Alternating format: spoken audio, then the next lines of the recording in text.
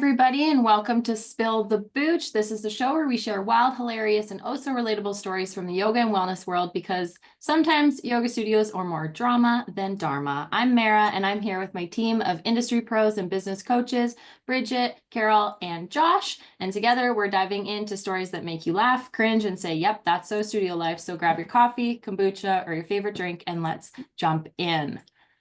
Now, today's story comes from the yoga Reddit thread, and the title is, Why Do Yoga Teachers Always Imply You're Unhappy? Before we get into the story, does anyone want to take a wild guess at what this one is going to be about based on the title? It's a little self-explanatory, but maybe some of you have some unique perspectives that you want to take a guess on what it's going to be about. I assume it's the beginning of class, just being like, I know life is so hard, everything's so challenging right now. So I'm guessing that's my best guess. Yeah. Josh? What? Wait, what is it again? Read it again. The title is, Why Do Yoga Teachers Always Imply You're Unhappy? Yeah, Yeah, they do kind of. they do. They kind of Yeah. do.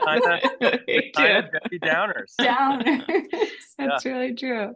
I think obviously it's the standard message that we hear all the time is about self-improvement or whatever else, but I feel like the way that's communicated is by highlighting things that are negative.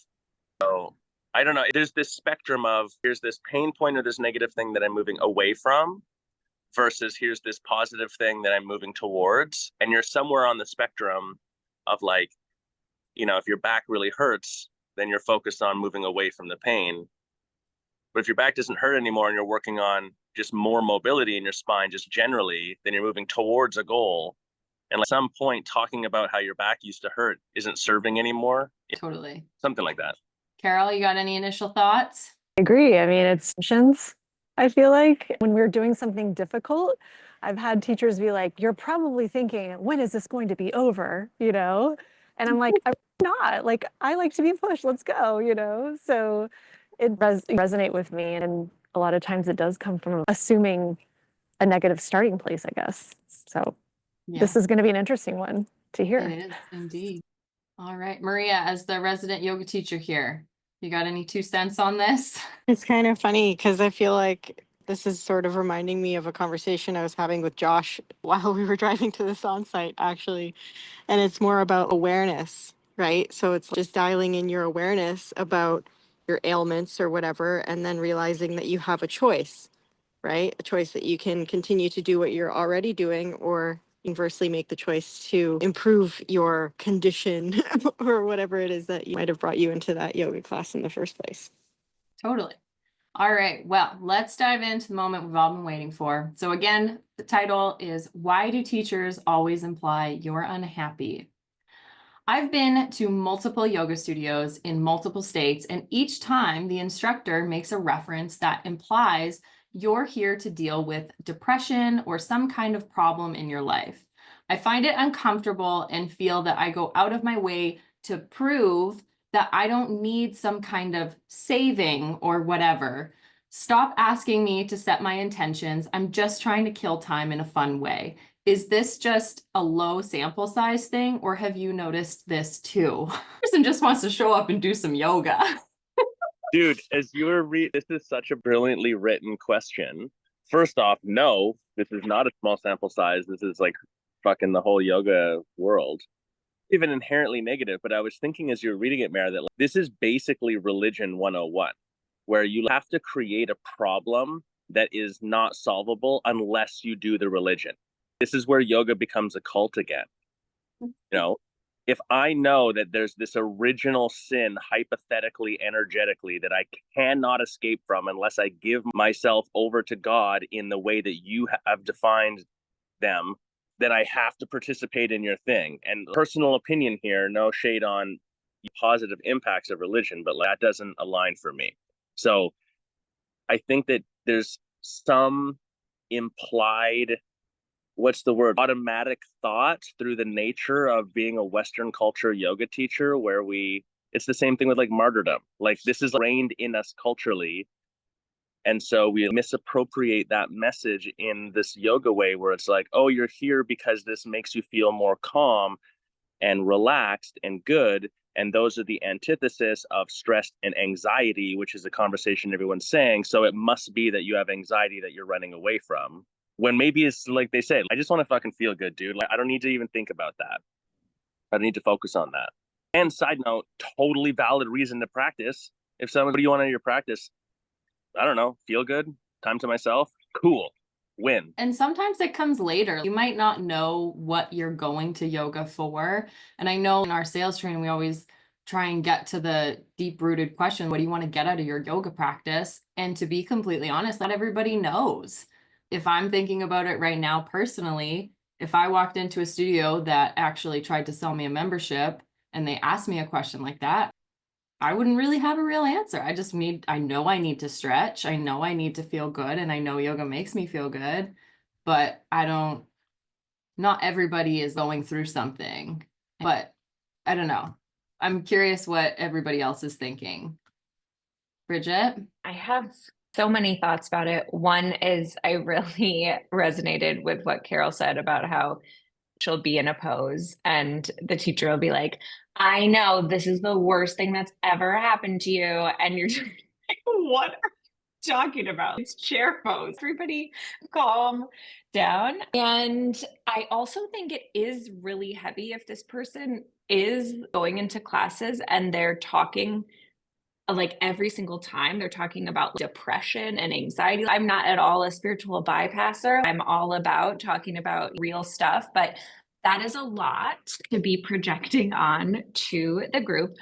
I'm very picky about the way intentions are set in class. And I work with teachers a lot actually at my studio about not projecting a lot on. And that is another thing we talk about a lot of stop acting that everyone's exhausted or everyone's annoyed or whatever. So I don't know, those are a couple thoughts I have. I do think that this is sort of a silly thing that this person is talking about. I think this is something that's worth looking at for our industry. It's definitely a unique perspective to look at it because not a lot of people think about it that way.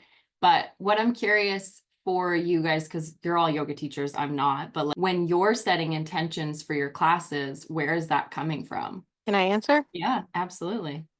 I don't set intentions for classes. I ask everyone to set their own intention if that feels good to them. Because I totally agree. Putting on blanket statements to an entire group of people, assuming that you know what they're going through, is bullshit. I've been to classes like that before and I hated them. And I just had a thought. It just left my brain. I hate when that Worst. happens. Maybe it'll come back to me. Do you set intentions for yourself going into the class, what your purpose for that class is going to be? Yeah, I think I always try to enter into a class feeling positive. I never want to ever start a class being like talking about depression or anxiety or anything of the sort. I go into class carrying an energy that I want to permeate through to everybody else who's taking that class. And that's always going to be something related to gratitude or joy. And I think people can sense that. You know what I mean? And don't get me wrong, I'll have bad days. Everybody does, Everybody right? does. That's just a Yeah. fact of life. But again, I think it just comes back to what I said originally, and it's more about awareness. And I think I try to hone more in on that. Hey, what's your experience in this pose?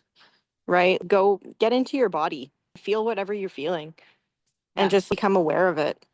Mhm. It's not good or bad or right or wrong or true or false. It's just your experience. Totally. For sure. Thanks, Maria. What about you, Carol?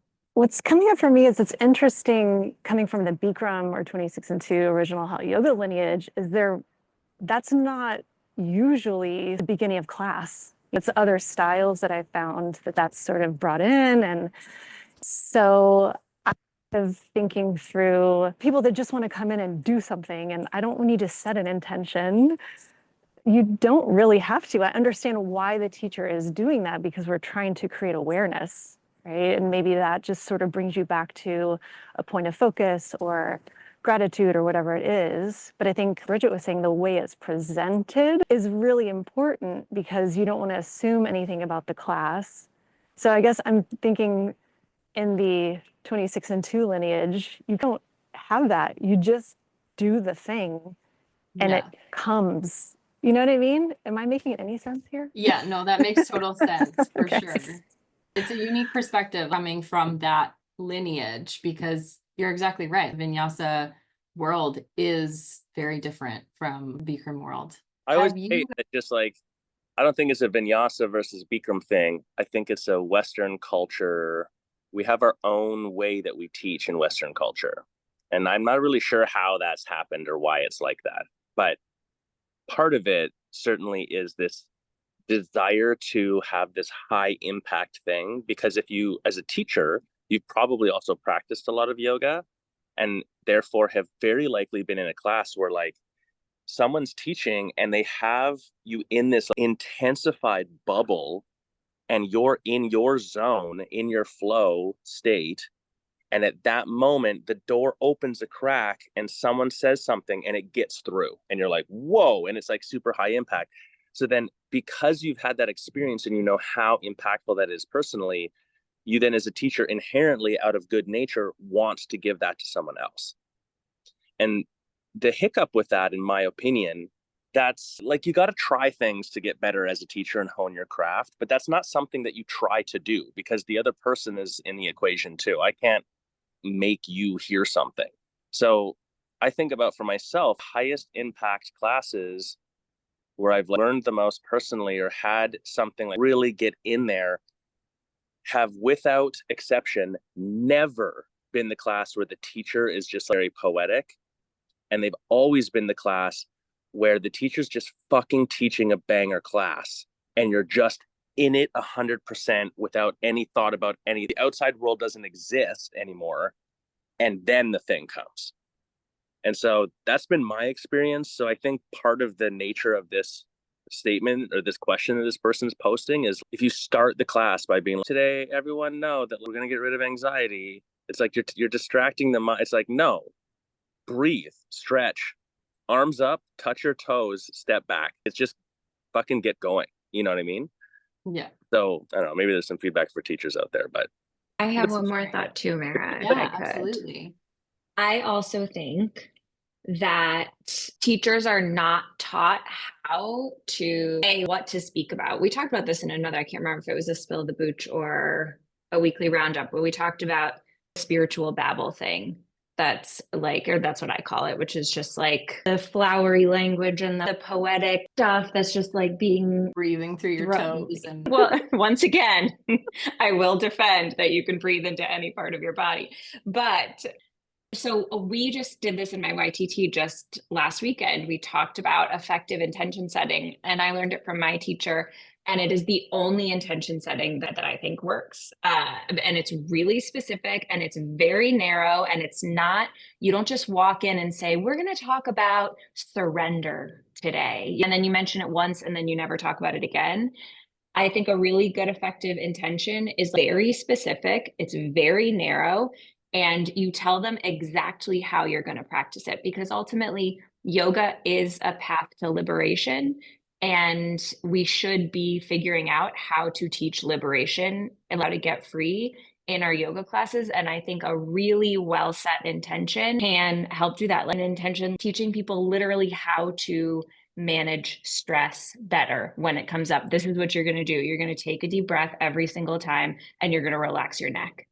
And that is what you teach the entire class. And so I do think we should, I'm a big fan of setting intentions. I also love a class where there isn't intention set, but the problem is yoga teachers aren't taught. They don't know how to set good intentions. So that's all I'm going to say. well, thank you.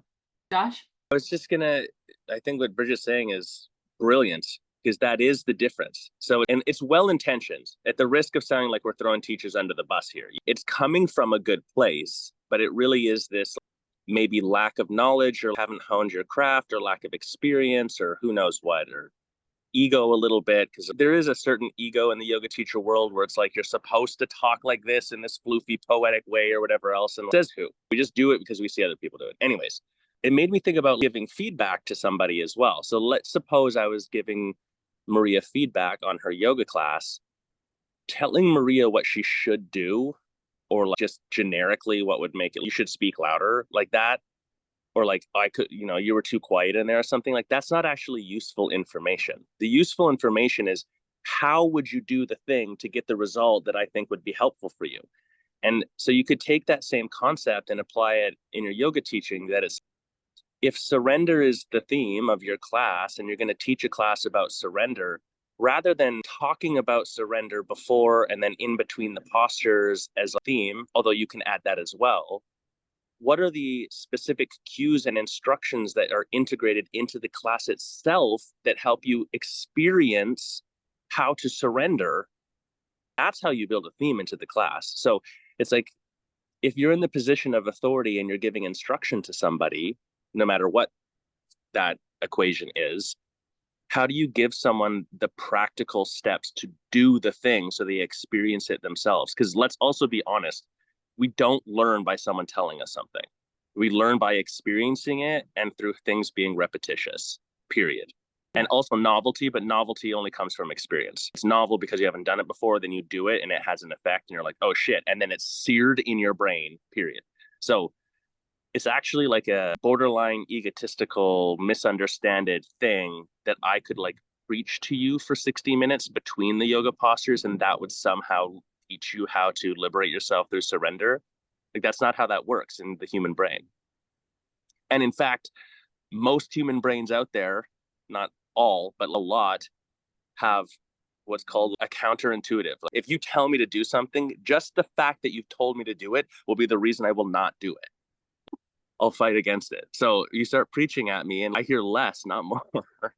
Totally. That reminds me, I'm watching The Resident right now. And I know I always talk about all these shows that I'm watching, but it's relevant, I promise. So it's a hospital show. It's kind of like Grey's Anatomy, new version. Has a lot of the Gilmore Girl cast in it. So that's why I'm like obsessed. Anyways, they're in surgery and these two surgeons are so egotistical about their skills. And they're like, we're the best surgeons, blah. And then the CEO of the hospital brings in this surgical coach. And they're both so offended that this surgical coach is telling them how to be better and do all of these things. And they're both so resistant. And she like goes through a surgery with them and says all these little small tweaks that they could have done. And they're like, no, we're not listening to you. And then they're in a surgery and then complications happen. And then they're like, oh, wait, let me do this. And they tweak and they use that information that the surgical coach gave to them. And they're like, oh my gosh, saved this patient, that made this so much better. And that can apply to so many things in life, that you're like, most people are resistant to change and to feedback, and just like figuring out how to approach it and then recognizing that it's coming from a place of growth instead of feeling like you're doing something wrong. And that's what came up for me with what you said, Josh. Go ahead. We experience that firsthand as coaches all the time. Oh, I bet. One of the things that I'm coaching coaches towards, that our team gets, because we all work together on this, is to be effective as a coach. The first step is buy-in. If the person you're working with isn't bought in, then there's no technique that you can give them that's going to really be high impact. Because the truth is, most of the techniques, when we're talking about a lot of the stuff that we work on, they're not hard. They're not complicated. Anyone can learn them. You don't need any special whatever. There's an awareness to it, but that awareness only comes with being bought in.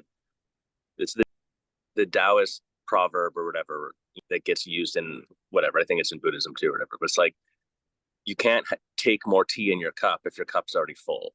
Yeah. All right. Well, I think it's time to dive into some comments.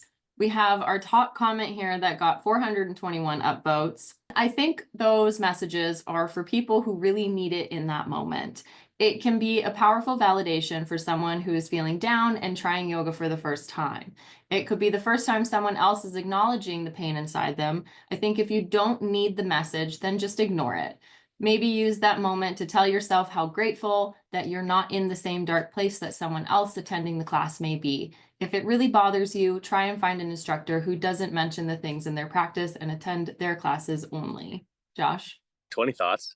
The public message of, oh, well, if you don't like the instructor, go find one that you like. That's such an one, it's not easy. And it's an interesting message to me because wouldn't the yoga awareness philosophical approach be like, isn't it fascinating that this instructor is able to say something that steals your peace so much that you debate not going to your yoga class? And look, I would do that too if I'm like annoyed with an instructor. I'm not impervious to this, but I'm like, that's the awareness part. To be like, why is this so triggering for me that they're saying this thing? If it's not for me, who fucking cares? Don't. Hence the message this person's saying.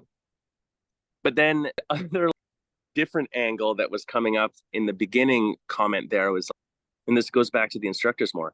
How about if everything you say is a suggestion and anything you focus on expands, how about don't talk about this negative shit and play into that negative ego? It might actually have the reverse objective.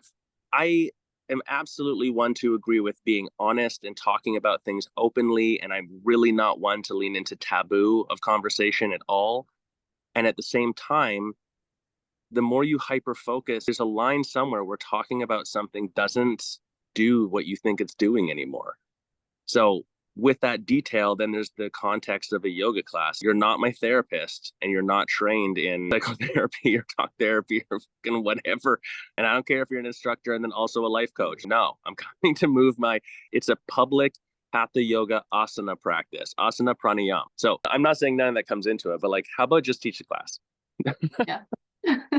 Another top comment here is setting an intention doesn't mean it can't be a fun intention.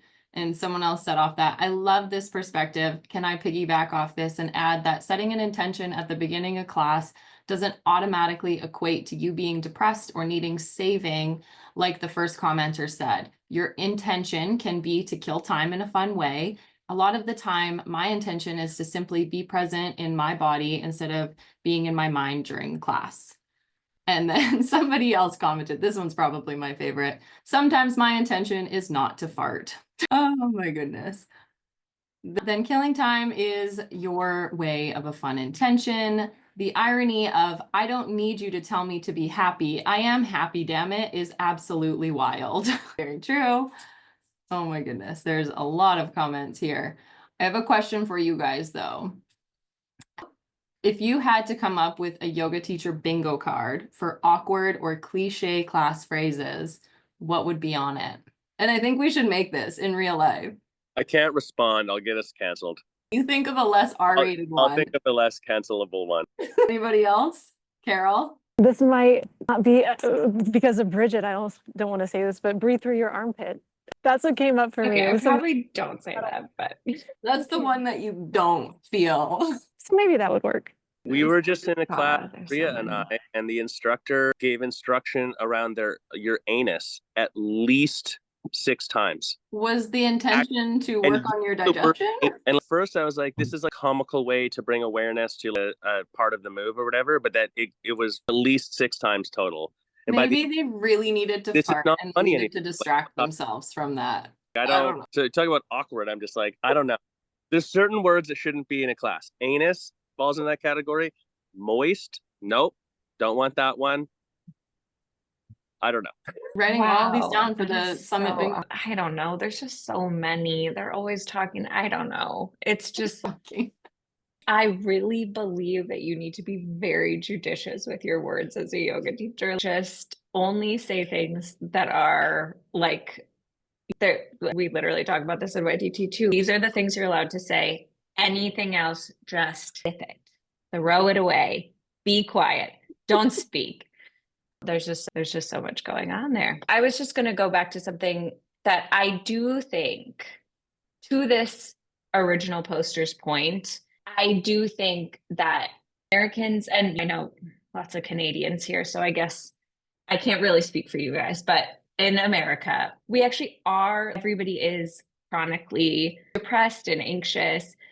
And I think that we do all get really attached to that. And I do think that I've had teachers like this at my studio who are just very attached to the identity of being stressed out all the time and just like having the hardest life. And I do think that I can't remember who said it, maybe Josh, maybe Maria, but we can perpetuate that, I think, by just talking about it all the time, like just telling people how horrible their lives are all the time and how stressed and how anxious and how depressed they all are. To add to that, to piggyback on it, Bridget, is the thing that I find the most awkward, and when I was actively mentoring teachers, that I would find the most aggravating was when the teacher in the class would start talking about themselves so much.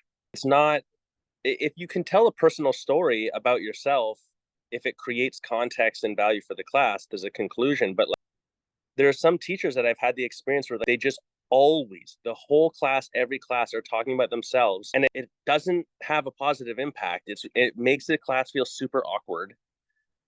And then the bigger philosophy of this, one of the things we've been talking about recently here, or just in general with coaching and sales and stuff, is the idea that people are coming for transformation, whether they can define that or not.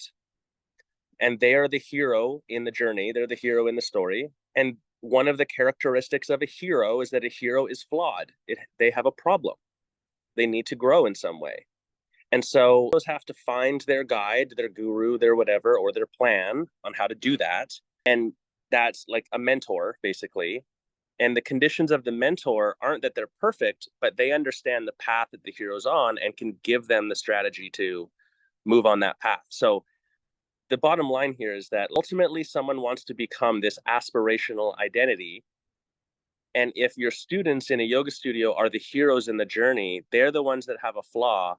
If you then, as the teacher who are automatically in the position of authority, you're automatically in the mentor seat, then talk about your problems in a hyper-focused way and don't talk about how you overcame them, you actually diminish your authority and undermine the entire desire of the student coming in. It has a really negative impact.